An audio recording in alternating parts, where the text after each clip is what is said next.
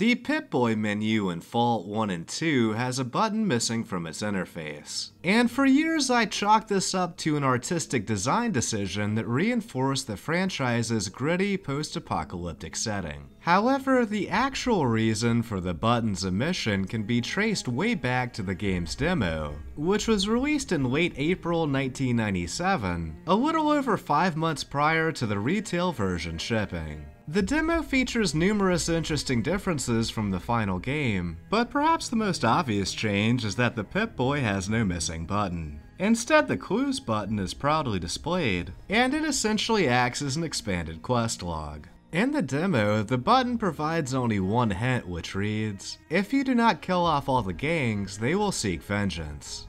Looking at the game files, we can see that there are other clues set up that just don't function properly, like the Crips and Fools fight over who controls the power generator. Without the generator, the peasants will lead a poorer life. The generator is the most important thing in Scrap Heap. Whoever controls it, controls Scrap Heap. There are exposed wires which lead away from the generator. Phil has a problem with a dog, and finally, the dog looks hungry enough to eat Phil.